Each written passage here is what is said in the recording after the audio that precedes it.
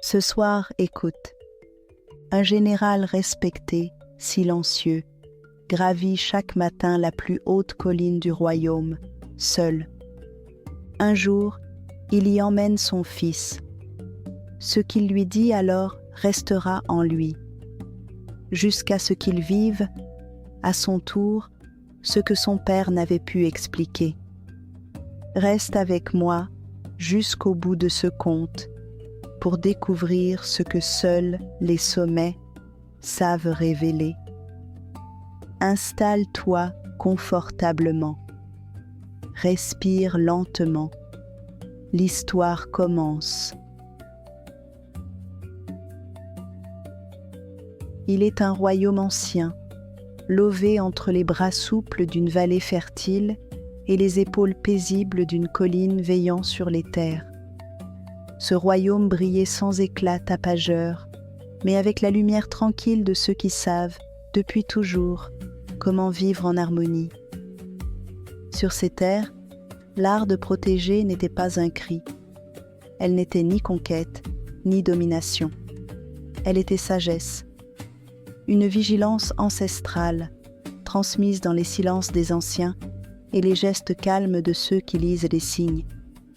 Car protéger sans provoquer, défendre sans détruire, exigeait plus de clarté d'esprit que de force brute. Au cœur de cette armée silencieuse et disciplinée, il y avait un homme, un général. Non pas un de ceux dont le nom résonne sur les tambours, mais un de ceux dont la présence apaise et dont les yeux observent plus qu'ils ne jugent. Les guerriers l'avaient surnommé la griffe du léopard. Il n'aimait ni les cris, ni les démonstrations. Son autorité ne brillait pas.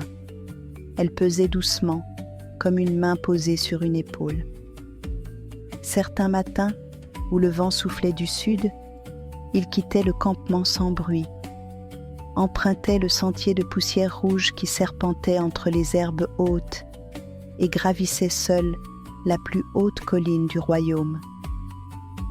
De là-haut, il embrassait l'étendue du royaume d'un seul regard. Il voyait les villages comme des perles posées sur la terre, les rivières comme des fils d'argent dans la lumière du matin. Mais surtout, il écoutait le vent, les arbres, sa propre respiration. Car dans ces silences suspendus, il trouvait la clarté. Il réfléchissait au mouvement des hommes, aux décisions à prendre, aux équilibres fragiles qu'il fallait préserver. Il n'y avait que lui là-haut, et il y venait seul, toujours. Ce matin-là, la lumière était douce, tamisée par une brume légère qui caressait les vallons. Le vent avait soufflé toute la nuit, chuchotant dans les toiles et les feuillages, et c'est ce murmure-là qu'il avait entendu dans son sommeil. Il savait, c'était un jour pour monter. Mais ce jour-là, une petite voix l'avait précédé tout au seuil de sa demeure.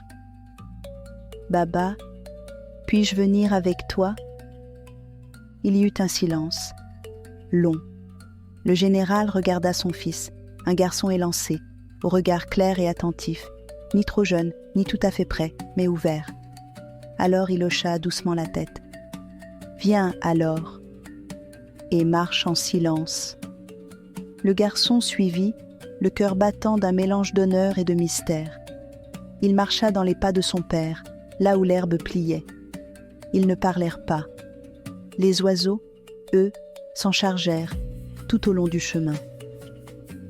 Arrivé au sommet, le père s'assit sur sa pierre, comme à son habitude. Son fils resta debout, observant l'immensité. Il vit les champs en damiers verts et ocres, les toits des maisons parsemés, les pistes fines comme des lignes tracées au doigt. Il sentit l'air pur sur son visage et le poids du silence autour. Puis doucement, il demanda « Pourquoi viens-tu ici, Baba ? Pourquoi seul ?» Le père ne répondit pas tout de suite.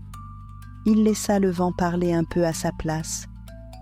Puis sa voix, basse et posée, s'éleva. Tu sais, mon fils, quand on avance dans la vie, il y a des chemins qui montent très haut. Et plus on monte, plus le chemin devient étroit. Si étroit qu'on ne peut pas marcher à plusieurs. Alors, sans l'avoir décidé, on se retrouve seul au sommet. Pas parce qu'on le veut, mais parce que c'est le seul moyen d'y arriver. Et là-haut, il faut prendre des décisions difficiles qui concernent tout le monde, mais que peu de gens peuvent vraiment comprendre. C'est ça, le commandement. Ce n'est pas être plus fort ou plus important, c'est être seul, parfois, pour protéger les autres, et porter en silence ce que personne ne voit. Le garçon baissa les yeux. Il ne comprenait pas tout, mais il en comprenait assez pour ressentir que ses paroles venaient de loin. Alors, il ne répondit pas. Il s'assit à côté de son père, et ils restèrent là, ensemble, à regarder le royaume s'étirer sous la lumière naissante. Plus tard, bien plus tard, quand ils redescendirent, le garçon n'était plus tout à fait le même. Les saisons passèrent, douces et impassibles, comme les grands cours d'eau de Katiopa. Le garçon grandit, lentement, dans l'ombre apaisante de son père, puis peu à peu dans sa propre lumière. Il apprit l'art des cartes, la lecture des regards, le poids des silences dans une assemblée. Il apprit à écouter davantage qu'à parler, à observer avant d'agir. Il apprit sans bruit, mais cependant avec ferveur. Et puis un jour, le général ne se leva plus. Le vent soufflait encore, les oiseaux chantaient comme à l'accoutumée, mais quelque chose manquait à l'air, une densité, une présence.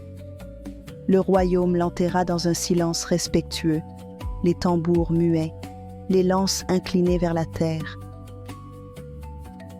Le fils, désormais homme, sentit alors ce que nul ne peut apprendre par les mots, la vacuité d'un espace qu'on croyait rempli à jamais.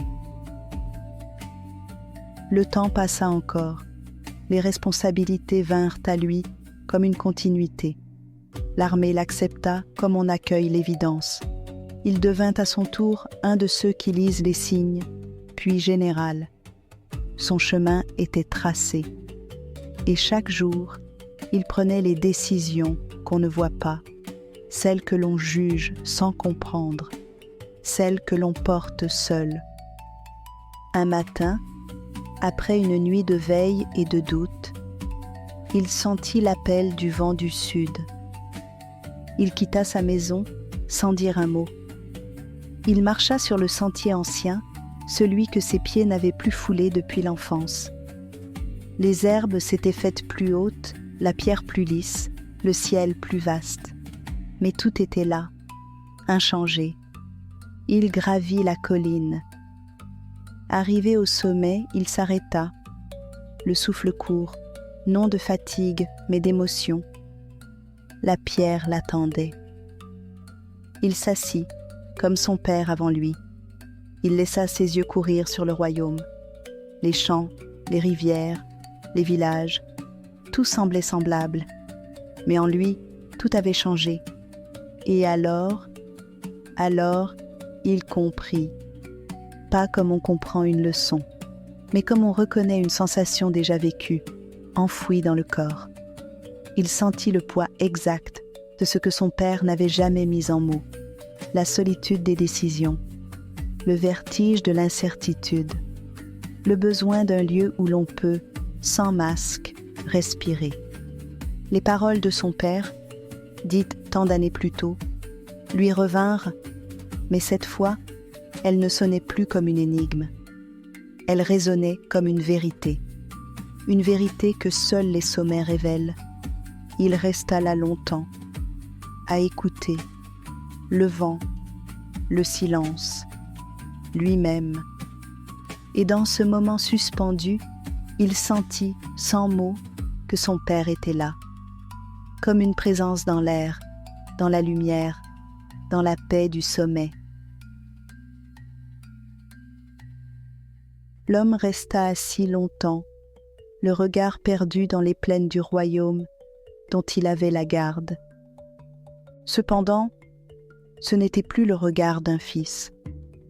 C'était celui d'un homme qui avait vu, qui avait porté, et qui comprenait enfin ce que seule l'expérience peut enseigner.